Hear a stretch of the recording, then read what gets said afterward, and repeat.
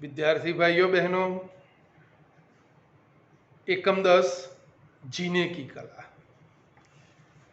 लेखक मौलाना अब्दुल कलाम आजाद। अंतिम तास के अंदर हमने कवि परिचय प्राप्त किया था। अब हम लेखक श्री क्या कहना चाहते हैं जीवन के प्रति, किस तरह जीना चाहिए मनुष्य को, इसकी बात करेंगे। मैं पढ़ता हूँ, साथ में समझाता हूँ। आप कृपया किताब में ध्यान रखें या आप मुझे सुने। लोग सदा इस खोज में लगे रहते हैं कि जीवन को बड़े बड़े कामों के लिए काम में लाए, मगर वे यह नहीं जानते कि यहाँ सबसे बड़ा काम खुद जीवन है, अर्थात जीवन को हंसी खुशी में काट देना।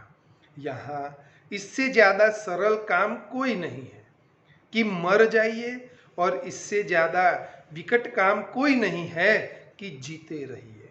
जिसने यह मुश्किल हल कर ली, उसने जीवन की सबसे बड़ी गुत्थी सुलझा ली। गुत्थी अर्थात उलझन, समस्या।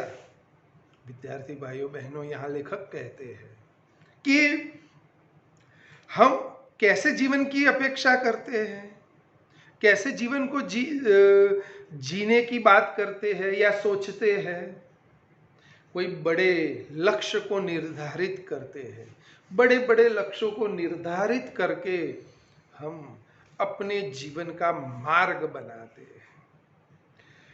लेखक यहाँ कहते हैं, किंतु ये बड़े बड़े लक्ष्य को पूरा करना ही हमारा जीवन नहीं है। हमारा जीवन है खुद का जीवन। खुद का जीवन हम कैसे बनाएं, यह हमारा मकसद है।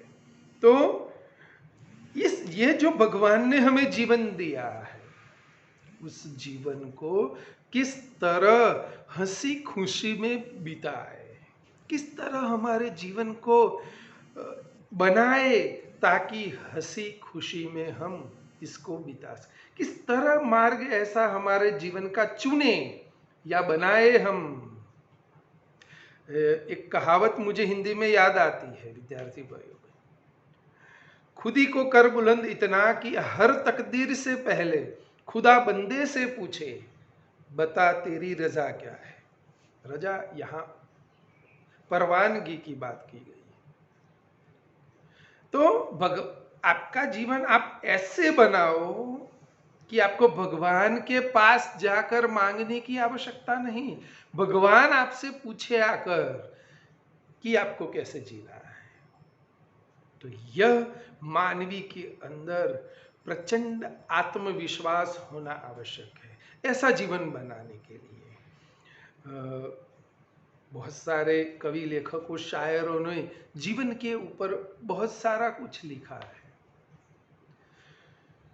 यहाँ लेखक आगे कहते हैं, यहाँ इससे ज्यादा सरल काम कोई नहीं है कि मर जाइए, और विकट काम इससे ज्यादा नहीं है कि आप जीते रहिए। जीते रहना बहुत कठिन काम है, लेकिन मर जाना सबसे सरल है। तो आप क्या चुनना चाहते हैं विद्यार्थी भाई बहनों? आप सरल काम चुनना चाहते हैं या कठिन काम? सरल काम है मर जाओ, फांसी लगाकर मर जाओ या कैसे भी करके मर जाओ। जीवन का अंत, सभी कठिनाइयों का अंत, सभी गुत्थियों का अंत, सभी समस्याओं का अंत, मर जाओ या जियो। जीवन जीना कठिन है, लेकिन हाउ टू मेक इजी, किस तरह हमको सरल बनाना है, हंसी खुशी में गुजार। मैं जिंदगी का साथ निभाता चला गया, मुसाफिर हूँ यारो, न घर है ना ठिकाना, मुझे चलते जाना है। तो हमारा कर्तव्य है कि जीवन के पथ पर हमें बिना डरे, बिना आत्मविश्वास को खोए चलते रहना है। जिसने जीवन की यह गुत्थी जो है, समस्या है, सुलझा ली, समझो उसने अपने जीवन की सबसे बड़ी समस्या का हल ढूंढ लिया हो। विद्यार्थी भाइयों बहनों, चार्ली चैपलिन का जीवन बहुत दुखद रहा, बहुत शोषित और दुखी अवस्था में वह बड़े हुए थे।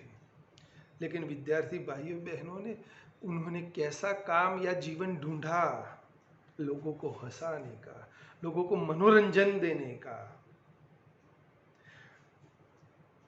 माइकल जैक्सन छोटी उम्र से काम करना पड़ता था, अपने परिवार का जीवन निर्वाह चला, कठिन काम करता था, परिश्रम करता था। एक दिन विद्यार्थी भाई बहनों, उसने नृत्य के क्षेत्र में अपना जीवन मार्ग ढूंढा और वहां सफल हुआ। तो ऐसे कई सारे दृष्टांत आपको मिल जाएंगे कि जीवन पथ को चुनकर उन्होंने एक मिसाल दी, एक उदाहरण दिया दूसरों को कि हाउ टू लिव लाइफ, किस तरह से जीना है। मेरा ख्याल है प्राचीन चीनियों ने जीवन की समस्या को ठीक समझा था। एक प्राचीन चीनी वाक्य में पूछा गया है, दुनिया में सबसे बुद्धिमान आदमी कौन है? फिर जवाब दिया है, जो सबसे ज्यादा खुश रहता है। इससे हम चीनियों का जीवन संबंधी दृष्टिकोण समझ सकते हैं। यहाँ लेखक कहते हैं कि चीनियों ने अच्छी तरह जीवन को समझा था, मानव जीवन को समझा था। तो एक चीनी वाक्य में पूछा गया था कि दुनिया में सबसे ज्यादा बुद्धिमान कौन है? तो यहाँ उसका जवाब था, जो सबसे ज्यादा खुश रहता हो वह सबसे ज्यादा बुद्धिमान है। तो इसका अर्थ क्या है कि चीनियों ने जीवन दृष्टि के संबंध में उनका जो दृष्टिकोण था वो एक प्राप्त कर लिया था, एक मुकाम प्राप्त कर लिया था, एक स्थान प्राप्त कर लिया था। अगर आपने संसार की हर स्थिति में प्रसन्न रहने की कला सीख ली है तो विश्वास कीजिए कि आपने जीवन का सबसे महान काम सीख लिया है।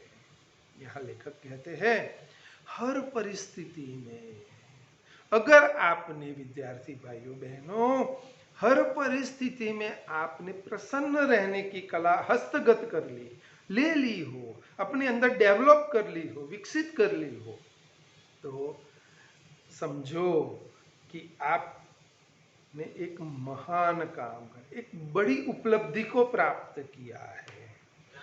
विद्यार्थी भाइयों बहनों, हम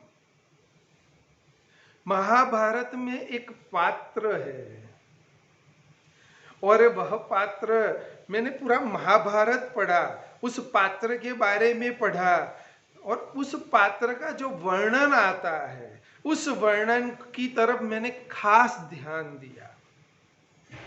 तो उसने उस वर्णन में वह व्यक्ति कभी गंभीर दिखाई नहीं दिया, उसके चेहरे पर हमेशा हास्य रहता था, प्रसन्न रहता था। वह कौन था? वह व्यक्ति, वह व्यक्ति था श्री कृष्ण। आप देखना, वो चारों वेदों के ज्ञाता थे, हम उनको भगवान कहते हैं, इस हद तक उन्होंने उपलब्धियां प्राप्त की थी, किंतु अपने आप को उन्होंने इस तरह बनाया था कि वो हमेशा प्रसन्न रहते थे। कैसी भी समस्या उनके सामने आए, बड़ी प्रसन्नता से उसका हल निकाल लेते थे। तो यहाँ लेखक यही कहते हैं कि अगर आपने प्रसन्न रहने की कला हस्तगत कर ली है तो आपने समझो बहुत बड़ा महान काम कर लिया है।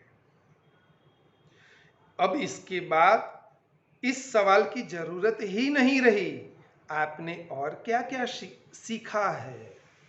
खुद भी खुश रहिए और दूसरों से भी कहते रहिए कि अपने चेहरे उदास न होने दें। आजकल हम प्रसन्न चेहरों को देखते हैं तो हमें जलन होती है, हमें ईर्ष्या होती है कि वो खुश क्यों है।